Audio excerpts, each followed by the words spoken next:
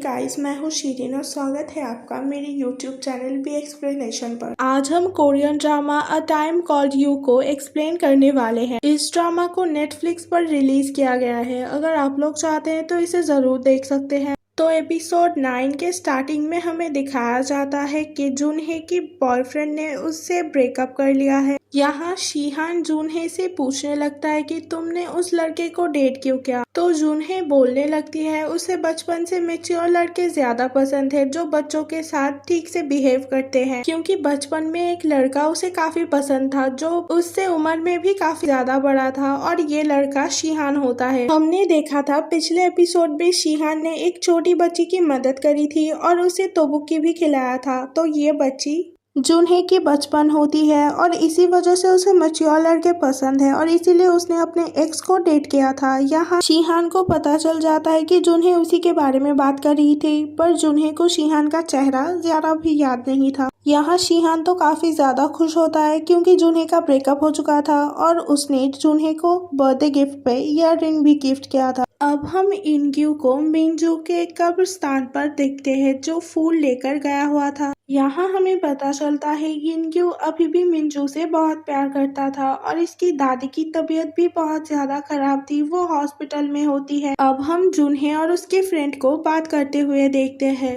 योंगजू को कॉलेज की सारी लड़कियां डेट करना चाहती थी, पर योंगजू तो सिर्फ जूनहे के साथ ही रहना चाहता था, इसलिए वो सबको मना कर देता है। अब एक दिन जूनहे की तबीयत बहुत ज्यादा खराब होती है और वो कॉलेज नहीं आती, तो उसका ख्याल रखने के लिए योंगजू उसके पास पहुंच जाता है और उसे लेकर हॉस्पिटल भी आ जाता है। योंगजू हमेशा जूनहे का बहुत ख्याल रखता था और इसीलिए जूनहे भी अब उसे पसंद करने लगती है और ये दोनों डेट करने लगते हैं। अब हम देखते हैं इनग्यू की दादी की डेथ हो जाती है। इसके बाद इनग्यू और शिहान साथ में ड्रिंक कर रहे होते हैं, जहां इनग्यू बोलने लगता है आज मैं जमकर पीऊंगा ताकि कल से नई शुरुआत कर सकूं। इसके बाद शिहान सो जाता है। यहाँ इनग्यू अपने दोस्तों के साथ बिताए हुए लम्हों को याद करता है। जब शिहान उठता है वो देखता है इनग्यू उसके पास नहीं है, तो उसे समझ आ जाता है कि इनग्यू गलत कदम उठाने वाला है, तो वो जल्द से जल्द उसी जगह पहुंच जाता है जहाँ मिनग्यू की डेथ हुई थी और उसके आंखों के सामने इनग्यू सुसाइड कर लेता है। अब हम जूनहे को देखते हैं जिसके आंखों के सामने जिंदा योंगजून खड़ा था, जिसे देख के वो बहुत ज्यादा फूट फूट कर रोने लगती है। इसके बाद जूनहे सब कुछ डिटेल में बताने लगता है कि 2022 में यानी कि 1 साल पहले वो कैसे शिहान से मिलता है। यहाँ थोड़ा सा कंफ्यूजन हो सकता है, तो मैं बोलना चाहती जो बंदा इनग्यू के साथ शिहान नंबर 1 कह के बुलाएंगे और जो बंदा जेहुन के साथ था शिहान नंबर 2 बोलेंगे। तो यहाँ शिहान नंबर 1 शिहान नंबर 2 से बोलने लगता है कि तुम इस फ्लाइट पे मत जाओ और उसे सब कुछ बता देता है। इसके बाद शिहान नंबर 2 फिर भी फ्लाइट पे जाता है और उसका सोल 2002 में आ जाता है, जहां उसे बहुत ज्यादा चोट लगने के कारण उसे रिकवर करने में भी बहुत टाइम लग जाता है। वो डिसाइड करता है कि इनग्यू को ना मरना पड़े, इसके लिए वो कुछ भी करेगा, पर इनग्यू की मौत को वो टाल नहीं सका और अब शिहान नंबर 2 शिहान नंबर 3 के पास आ जाता है। यहाँ शिहान नंबर 3 बोलने लगता है मैं ये सब अपनी मर्जी से करूंगा ताकि जूनहे के साथ हमेशा रह सकूं। इसके बाद वो शिहान नंबर 2 को वही रिंग दे देता है जिसे वो जूनहे को देने वाली थी। अब शिहान जूनहे को ये रिंग पहना देता है और उसे याद आता है कैसे इनग्यू ने रोते हुए कहा था कि मैंने मिंजू को मार दिया है, पर कहीं ना कहीं शिहान को इस बात पर बिल्कुल भी यकीन नहीं होता। अब जूनहे को भी सारी बात पता थी और वो ये कभी भी मानने को तैयार नहीं थी कि इनग्यू ने ही मिंजू को मारा है। अब ये दोनों डिसाइड करते हैं कि दोनों मिलके हिस्ट्री को इसके लिए जूनहे को मिंजू के बॉडी में वापस जाना होगा और किसी भी तरह उसकी मौत को टालनी होगी। पर जब वो फिर से टाइम ट्रैवल करने की कोशिश करती है तो वो पास्ट में नहीं जा पाती और वो प्रेजेंट में ही होती है। ऐसा होता क्यों है पता करने के लिए शिहान और जूनहे एविडेंस ढूंढने लगती है। साथ ही साथ वो लोग पता करना चाहते थे कि मिंजू को आखिर मारा किसने था। इसके बाद शिहान स्कूल जाता है जहाँ उसे पता चलता है कि उसी साल एक लड़का जिसका नाम चान हुई होता है और ये लड़का बिल्कुल चान ह्योंग की तरह दिखता है जो 2007 में शीहान का कॉलेज फ्रेंड बना था और ये चानहुई का छोटा भाई होता है। हमें पता चलता है चानहुई को उसी साल एक मेडिकल हॉस्पिटल में ले जाया गया था और शीहान को समझ आ जाता है कि इसी ने ही मिनजू और क्लास की दूसरी लड़की को मारा था। अब हम चानह्योन को देखते हैं जो जुनहे के घर पर आया हुआ था और उसे यहाँ मिनजू की डेथ आर्टिकल दिखती है क्योंकि जुनहे ने ये सब इन्वेस्टिगेशन करने के लिए निकाला हुआ था। यहाँ वो जुनहे को सब कुछ बता देती है टाइम ट्रेवल करने के बारे में। उसे लगता है कि चानह्योन तो इस बात पर यकीन नहीं करेगा पर वो इस बात पर यकीन कर लेता है और साथ ही साथ उसके एक्सप्रेशन भी चेंज हो जाते हैं। अब हमें पास्ट का सीन दिखाया जा रहा है जहाँ एक छोटा बच्चा मिनजू की तस्वीर देख रहा था। तभी यहाँ चानहुई की एंट्री हो जाती है जहाँ हमें पता चलता है चानहुई मिनजू को पसंद करता था और इसका भाई जो चाहयोन है साइको तो ये है।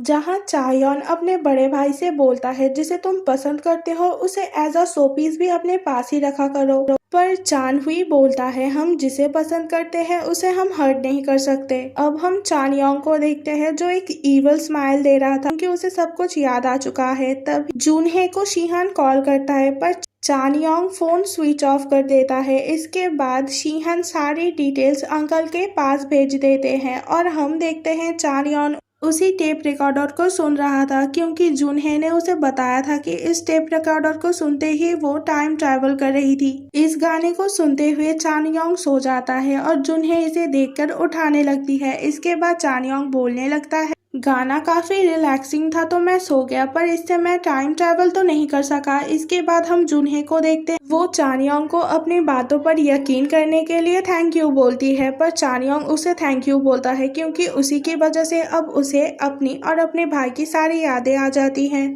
अब हमें पता चल चुका होता है कि चानह्योंग ही वो सीरियल किलर था और ये साइको भी जिसने सबको मारा था और सबकी जिंदगी भी बर्बाद कर दी थी। वो जुनहे का गला दबाने लगता है और जल्द ही जुनहे बेहोश हो जाती है। अब हमें पता चलता है कि गाना सुनते ही वो भी टाइम ट्रैवल कर रहा था और अपने भाई के शरीर में जाता है। उस दिन मिनजू के कार एक्सीडेंट होने से पहले इसी ने उसकी जान बचाई थी और इसके बाद कहा था कि मैं तुम्हें मॉम को ढूंढने में हेल्प करूंगा। इसके बाद दोनों एक सुनसान सी जगह जाते हैं। चानयोंग यहाँ मिनजू को जान से मारने की कोशिश करता है पर मिनजू किसी तरह अपनी जान बचाकर यहाँ से भागना चाहती थी और वो भाग रही होती है। तभी चानयोंग उसे पीछे से मार देता है और वो बेहोश हो जाती है। तभी यहाँ चुनयोंग चानहे को जगा देती है जिसकी वजह से चानयोंग उसके ऊपर गुस्सा हो जाता है। यहाँ हमें दिखाया जाता है चानयोंग पहली बार जब जुनहे से मिला था 2007 में ये बिल्कुल मिनजू की तरह दिखती है पर मिनजू की जैसी पर्सनैलिटी इसमें बिल्कुल नहीं है। इसके बाद हमें दिखाया जाता है कि शीहान घर वापस आ चुका है और इसे जुनहे बेहोश पड़ी मिलती है। तभी घर के अंदर से चानयोंग बाहर आ जाता है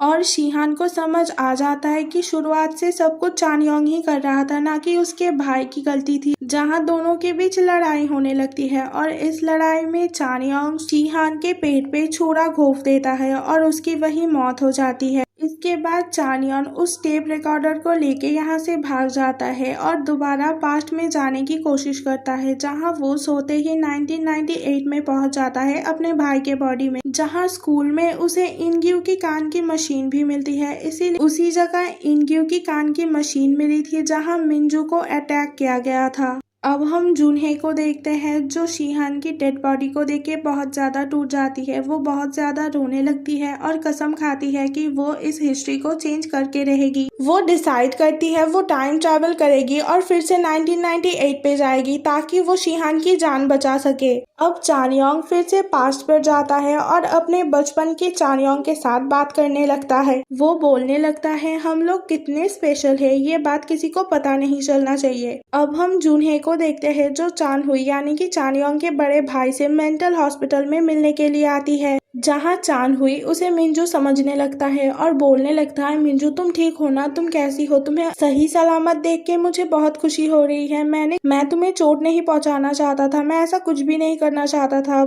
मुझे सब कुछ दिखाई तो दे रहा था पर मैं कुछ भी कर नहीं पा रहा था। और इसके बाद वो पैनिक करने लगता है तो उसे सिस्टर ले जाती है। इसके बाद हम बड़े चानयोन के साथ देखते हैं। जब क्लास की दूसरी लड़की को मारा जा रहा था तब बड़े चानयोन ने छोटे चानयोन को भी अपने साथ ही रखा था। अब पुलिस चानयोन को अरेस्ट कर लेती है, पर वो पुलिस के साथ जाने से पहले उस टेप रिकॉर्डर को पूरी तरीके से नष्ट कर देता है ताकि हिस्ट्री को बिल्कुल भी चेंज ना कर सका जाए। और इसके बाद हम चानयोन को देखते हैं जिसके सामने जूनहे होती है और वो चानयोन से पूछने लगती है, क्यों तुमने सबकी जिंदगी बर्बाद कर दी, क्यों तुमने सबको मार डाला। तो वो बोलने लगता है, मिंजू को मैंने नहीं बल्कि तुमने मारा है, जरा सब कुछ याद करके तो देखो। यही एपिसोड नंबर 10 का एंड हो जाता है। फाइनल एपिसोड कल आएगा। Stay tuned, subscribe to my channel and thanks for watching.